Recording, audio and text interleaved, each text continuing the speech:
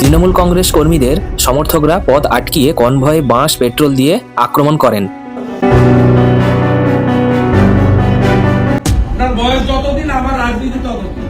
এরকম high tight security থাকা সত্ত্বেও ওনাদের ওপর যদি এরকম অ্যাটাক হয় তাহলে সাধারণ মানুষের নিরাপত্তা কোথায়? না সরিয়ে কোলাকুলি করছে, চুমুক আছে। এটা স্টেট স্পন্সর টেররিজম।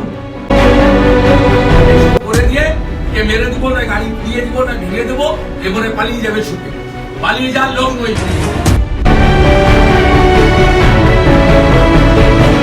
পশ্চিমবঙ্গের বিরোধী দলনেতা এবং বিজেপি বিধায়ক শুভেন্দু অধিকারী দাবি করেছেন তাঁর কনভয়ে হামলা হয়েছে। শনিবার সন্ধ্যায় পুরুলিয়া থেকে ফেরার পথে পশ্চিম মেদিনীপুরের চন্দ্রকোনা রোড এলাকায় রাস্তায় বাধা দেওয়া হয় এবং হামলার শিকার হন তিনি। তৃণমূল কংগ্রেস কর্মীদের সমর্থকরা পথ আটকিয়ে কনভয়ে বাঁশ পেট্রোল দিয়ে আক্রমণ করেন।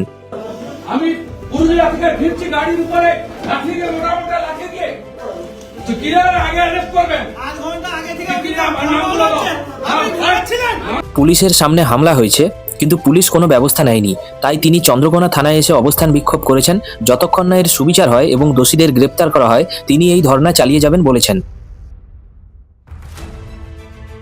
পুলিশ অফিসার তদন্ত করতে দেরি করলে তিনি বলেন, আপনার বয়স যতদিন আমার রাজনীতি ততদিন। আপনার বয়স যতদিন আমার রাজনীতি ততদিন। এই হামলাকারীদের ওপর তিনি থানায় কেস করেন। যাদের নাম জড়িত তারা হলেন সবাই তৃণমূলের সদস্য: দেবাঞ্জন মণ্ডল, দেবকুমার দে, শাহরুখ খান, বাণীব্রত চৌধুরী ও মণি কাঞ্চন। যুব মোর্চার সভাপতি দেবাঞ্জন মণ্ডল, তৃণমূলের শ্রমিক শাখার সভাপতি দেবকুমার দে, তৃণমূলের মাফিয়া গুন্ডা জঙ্গি শাহরুখ খান, পঞ্চায়েত সমিতির ঠিকাদার বাণীব্রত চৌধুরী, মণি কাঞ্চন। লাঠি, বাঁশ, পেট্রোল নিয়ে ওনাকে প্রাণে মেরে ফেলে দেওয়ার চেষ্টা করা হয়েছিল বলে অভিযোগ। এরকম হাই টাইট সিকিউরিটি থাকা সত্ত্বেও ওনাদের ওপর যদি এরকম অ্যাটাক হয় তাহলে সাধারণ মানুষের নিরাপত্তা কোথায়? এখানে আপনারাও মিডিয়া সেফ, আপনারাও সেফ, পশ্চিমবঙ্গের আজকে জানলাম নির্বাচিত বিধায়করাও শুরু। ওনার মতে তৃণমূল হেরে যাবে এই ভয়ে বিরোধীদের ওপর এভাবে অ্যাটাক করবার চেষ্টা করছে। ওদের নেবার আগে একটু দপ করেছিল, টাইম নেতাই করে সিপিএম গেছিল, আজকে চন্দ্রকোনা রোডে যা করলো এই এলাকা পুরো ফাঁকা হয়ে গেল। শুভেন্দুবাবু বলেন, যে বা যারা অ্যাটাক করেছিল তাদের সবার সিসিটিভি ফুটেজ ওনার কাছে আছে। এমনকি এটাও বলেন, যারা অ্যাটাক করেছিল পুলিশ তাদের অ্যারেস্ট না করে কোলাকুলি করছে, তাই এটা একটা স্টেট স্পন্সর টেরোরিজম। আমি সিসিটিভি ফুটেজ, আমার নিজের ভিডিও ফুটেজ, আমার সঙ্গে যে সিকিউরিটির লোকজন ছিল তারা ভিডিও তুলেছেন। এখানকার স্থানীয় লোকরা আমাকে চিনিয়ে দিয়েছে যারা পুলিশের লোক, ওদেরকে না সরিয়ে কোলাকুলি করছে, চুমুক আছে। এটা স্টেট স্পন্সর টেররিজম। আগে বিহারে জঙ্গলরাজ ছিল, এখন পশ্চিমবঙ্গে মহা জঙ্গলরাজ চলছে। পুলিশ শেষ পর্যন্ত মামলা নেয়নি, তাই বিরোধী দলনেতা মঙ্গলবার দিন উচ্চ আদালতের দ্বারস্থ হবেন বলে জানিয়েছেন। মামলা করলো না, আমরা উচ্চ আদালতে মঙ্গলবার যাব।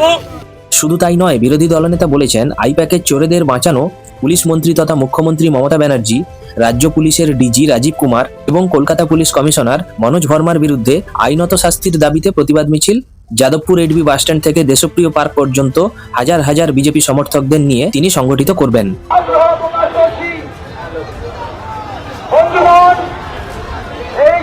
অন্যদিকে ব্যারাকপুরে বিজেপির অবরোধ ঘিরে তুলকালাম।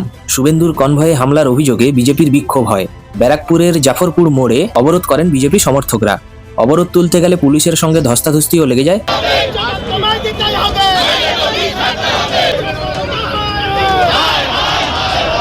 এখন পুলিশ প্রশাসন কি অ্যাকশন নেয়, এই ঘটনা আদৌ কোনো তদন্ত হয় কিনা, এটাই এখন দেখবার বিষয়। আপনারা নেক্সট আপডেটের জন্য চ্যানেলটিকে সাবস্ক্রাইব করে রাখুন। পরের ভিডিওতে দেখা হচ্ছে। ধন্যবাদ।